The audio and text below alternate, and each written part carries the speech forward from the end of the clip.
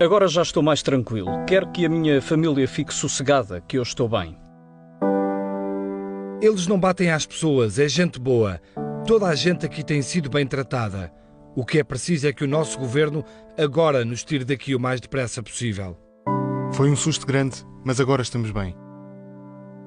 As cartas foram publicadas na edição do Jornal de Notícias, a 28 de junho de 1980, escritas pelos 15 pescadores sequestrados pela Frente Polisário, quando ainda estavam no deserto como reféns.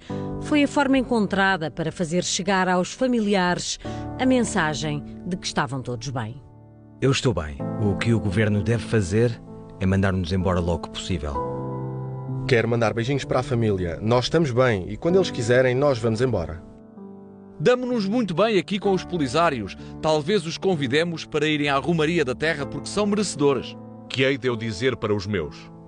Pois digo que estamos bem, somos bem tratados, estamos numas férias mais ou menos forçadas. Diga lá à minha mulher e à minha filha que não fiquem preocupadas. Vamos a ver o que é o futuro. Deram-nos uma a cada um. E o pincel. Domingos Pereira do Carmo ainda guarda os tojos de barbear que os elementos da Frente Polisário lhe deram em 1980. Foi um dos 15 pescadores sequestrados há 37 anos pela Polisário. Na altura tinha 55 anos, hoje tem 92. A aventura que viveu durante os 51 dias de cativeiro nunca lhe saiu da memória. E eles explicaram-vos logo qual era o objetivo? Serem reconhecidos. Por quem? Pelo mundo. Que língua é que eles falavam convosco? Mas falava espanhol, alguns. Tinha sempre aquele guarda. Quando é que a gente ia fugir? Para onde?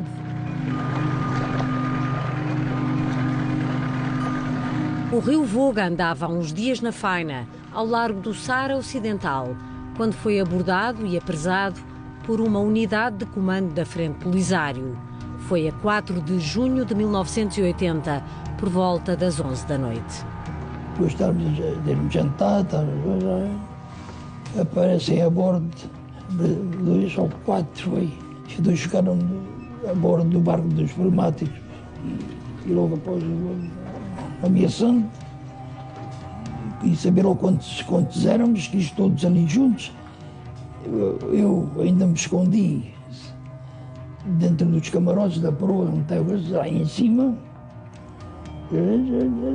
Falta um, diziam os gajos. Falta um. Lá vim para baixo, lá vim também me juntar. Foram para cima, levaram o barco e diziam ao mestre, está aquela luz. Dizia-lhe o mestre, não, aquela luz está aquilo é em terra. Não é nada. Era tudo, encalhou.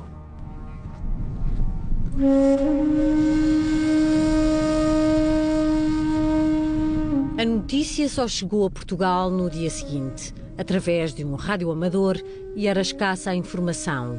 O arrastão português Rio Voga tinha sido avistado, encalhado, próximo de Dacla, antiga Vila Cisneros, nas águas territoriais do Saara Ocidental, sem tripulantes a bordo. Ninguém sabia o que acontecera aos pescadores. Foram dias de angústia para os familiares. Foi tempo de chorar, andava feito a maluquei na rua.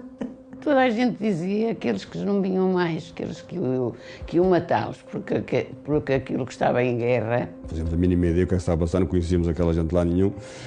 Quer dizer, levaram-nos os homens, levaram o meu pai sem saber o porquê. O meu marido estava, e estava um irmão dele, e estava um cunhado, 3 logo, da família. Começou-se a juntar a família toda para sabermos o que se passava. Depois, claro, na altura era o Presidente da Câmara em quem a gente podia ir contatar. Tinha ainda pouca experiência na vida política e na vida autárquica, era Presidente da Câmara há pouco tempo, e caiu-me nas mãos esse processo, um processo dramático do ponto de vista humano, complexo, porque tinha implicações na política nacional, na política internacional, nas relações entre Estados. O Rio Voga tinha saído de Portugal, da Gafanha da Nazaré, em Aveiro, no dia 23 de maio, com uma tripulação de 15 homens experientes. O que é que pescavam lá? Lá Era todo, era grevinas, garopas, pargos, era muito rico em pesca.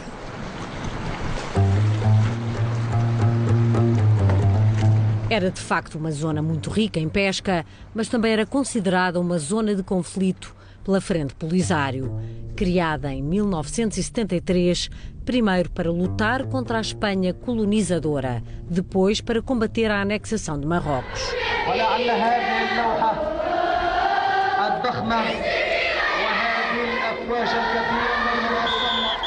Em 1993, quando a Polisário assinalou 20 anos de existência, uma equipa da SIC esteve em Tindouf, na mesma zona onde os pescadores ficaram detidos.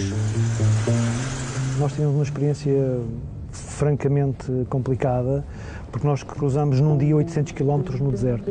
Isso foi atrás para nós, 24 horas, para eles deve ter sido terrível, porque o que nós vemos é areia. Não conseguimos vislumbrar mais nada senão areia.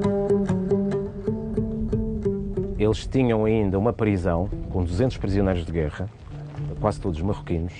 Entre esse grupo de prisioneiros havia pescadores que ainda se lembravam da história e do grupo de pescadores portugueses. Portanto, digamos que eles foram contemporâneos nessa detenção no meio deste deserto. Aurélio Faria e Jorge Ramalho, a SIC, no deserto da causa saharaui. O aprisionamento de barcos estrangeiros acontecia com frequência para atrair a atenção da comunicação social. Com barcos pneumáticos, aprisionavam os barcos, traziam os pescadores para a terra, para depois negociar a sua libertação, para daí tirar dividendos políticos óbvios. Em 1976, a República Árabe Saharaui Democrática, a RASD, proclamou a independência. Para Marrocos, a ex-colónia espanhola faz parte do seu território. O Sahara Ocidental tem duas grandes riquezas, uma em terra e outra no mar. Em terra são os fosfatos, e que servem para adubar as terras. É um material destinado a adubo, que é uma grande riqueza deles no seu solo e subsolo. E depois têm no mar a riqueza das pescas, do peixe, umas águas excepcionalmente ricas. De tal maneira que quando Marrocos anexa aquele território, negocia acordos de pesca que incluem aquelas águas.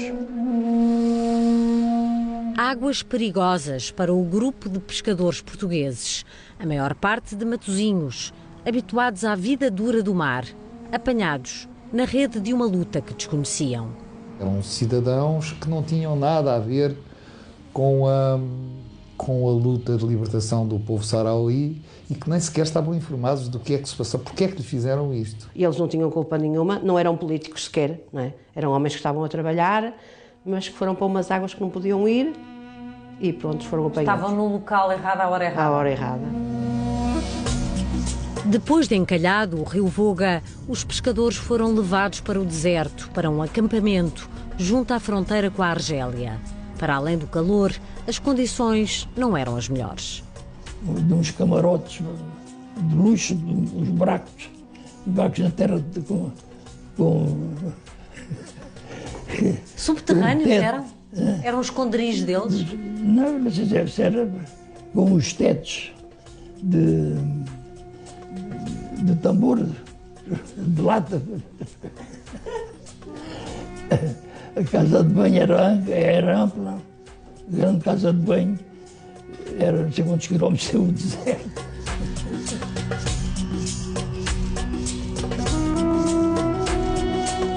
O pai, para ele, aquilo depois contava aquilo como uma aventura. Em festas era o prato do dia, vinha logo com essa, mas contava sempre com um lado de alegria, de fazer o pessoal rir e não chorar. A comida era lá que eles lá têm.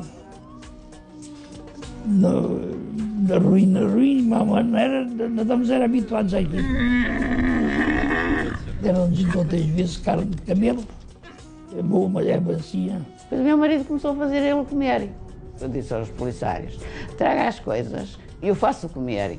E assim lá estava aqueles temperos, olha, traga-me isto, quando vier agora aqui, traga uma cebola, mas é tudo assim, um comer feito à sorte. Mas depois os policiários já queria comer com eles. Gostava de comer que ele fazia e já queria comer com eles.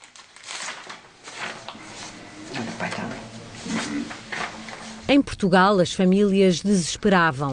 Jorge e Manuela Moreira, filhos de Manuel Martins Moreira, um dos pescadores sequestrados, que era conhecido por Cambeche, recordam que nessa altura ninguém cruzou os braços. Fomos para Lisboa, fomos à Presidência da República, o Ramalhães na altura não nos pôde atender, atendeu-nos a esposa, muito simpática e que nos apoiava e que estavam a fazer tudo por tudo para nos ajudarem. Ainda estivemos lá uma semana. No governo, a AD, a Aliança Democrática, passava por um momento de grande tensão diplomática. Na altura, Sá Carneiro era primeiro-ministro. Freitas do Amaral tinha a pasta dos negócios estrangeiros. Era preciso conseguir a libertação dos pescadores, sem melindrar Marrocos do rei Hassan II, com quem Portugal mantinha boas relações. 2 semanas depois dos pescadores terem sido feitos prisioneiros, a 19 de junho de 1980, uma delegação portuguesa partia para as áreas libertadas da República Árabe Saharaui Democrática, assim chamadas pela Frente Polisário, as zonas que controlava. Na comitiva seguiam o embaixador de Portugal em Argel, Menezes Cordeiro, Miguel Reis, jornalista, e Rui Ochoa, fotógrafo, ambos do Jornal de Notícias. Vocês só se lembram de nós em momentos destes. Esquecem-se que lutamos há muitos anos pela nossa independência. Estamos aqui há mais de 5, em guerra aberta contra os que ocupam a nossa terra. Não é? O que nos fizeram, e fizeram muito bem feito, foi quase forçar-nos a ver aquilo que era completamente desconhecido na Europa. Era uma guerra em que de um lado estavam guerrilheiros com Land Rovers e do outro lado havia um exército convencional. Forçaram-nos, entre aspas, digamos, a fazer, como o Miguel disse, um tour de alguns dias pelo deserto, de alguns sítios, digamos, que eram chave, eram acerca da luta deles, portanto, determinantes. Fizeram uma ação de propaganda enorme, demonstrando-nos de que eles tinham vida própria no deserto, que existia, que existia fisicamente, que não era um grupo de nómadas que andavam para aqui e para acolá. 15 dias depois do embaixador Menezes Cordeiro e restante comitiva ter chegado ao deserto, dá-se finalmente o encontro com os pescadores aprisionados. Na véspera de regressarmos, à meio da tarde, foram-nos buscar à tenda onde já estávamos e, de repente, entramos numa outra tenda que estava a 50 metros, fomos a pé e estávamos os pescadores todos lá dentro. Foi uma grande emoção. Agarraram-se a nós e choraram e eles eram prisioneiros, portanto, sentiram na pele o que é ser prisioneiro. A partir desse momento, Miguel Reis e Rui Ochoa percebem que desempenham um papel determinante em todo o processo negocial. Nós temos a noção de que temos que difundir estas imagens, estas dos campos de batalha, estas mensagens relativas à grande vitória do povo saharaui sobre o exército colonial do rei Hassan II, porque se não fizermos isto, estes tipos vão ficar aqui e a gente não consegue tirá-los daqui. Em 1980, Luís Moita dirigiu o Centro de Informação e Documentação Amílcar Cabral, organização não governamental criada após o 25 de Abril, que tinha como objetivo a independência das colónias e apoiava causas como a da Frente Polisário.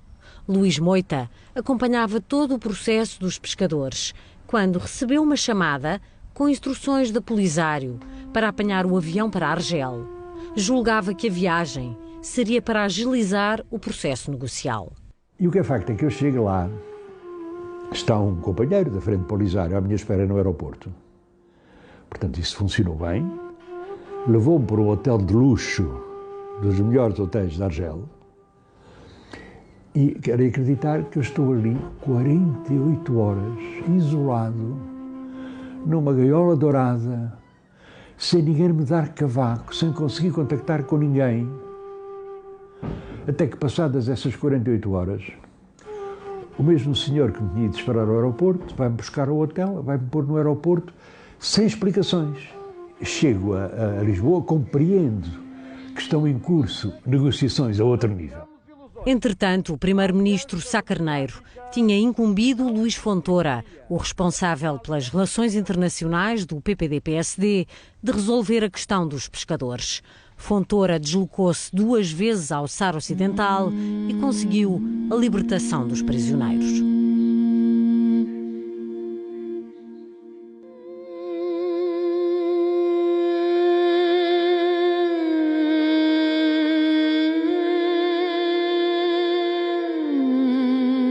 E foi atingido um outro objetivo importante, que foi o do reconhecimento da República Árabe Sauri Democrática, que foi feito pelo Dr. Luís Fontoura numa cerimónia nas áreas libertadas. Eu digo que isto aconteceu porque estive lá. A 24 de julho, os 15 pescadores do Rio Voga chegam finalmente a Portugal. À espera, no aeroporto de Lisboa, estavam familiares e amigos. Viveram-se momentos de grande emoção.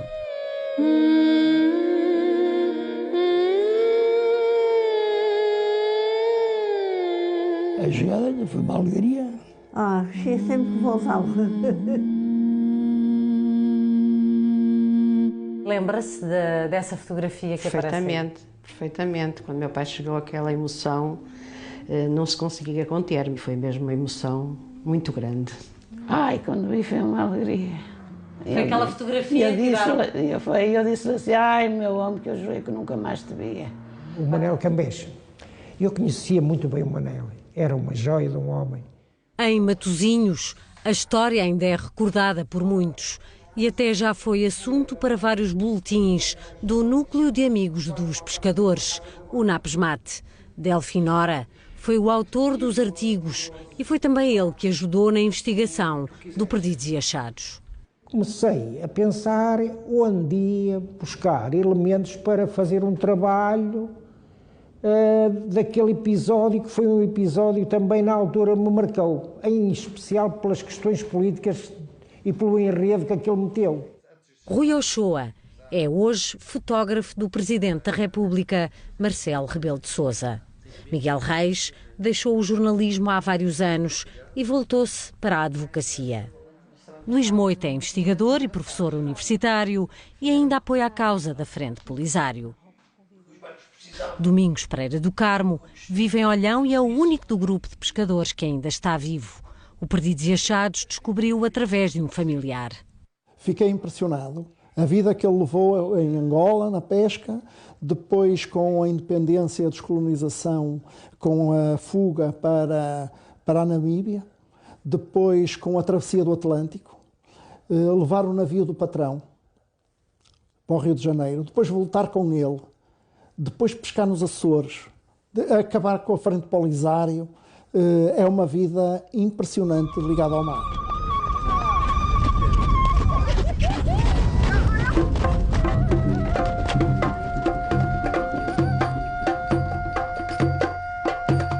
Em 1984, a maioria dos países da então Organização da Unidade Africana reconhece o Saara Ocidental como nação independente. A República Árabe Saharaui Democrática é incluída como novo membro. Marrocos decide então deixar a organização, até que em 2016 o rei Mohamed VI manifesta vontade de reintegrar a União Africana, o que vem a acontecer no início de 2017. Marrocos considera a antiga colónia espanhola parte integrante do reino. A Frente Polisário reclama um referendo de autodeterminação. O Saara Ocidental está na lista de territórios não autónomos das Nações Unidas desde 1963. A resolução para o conflito permanece, por enquanto, uma miragem no deserto.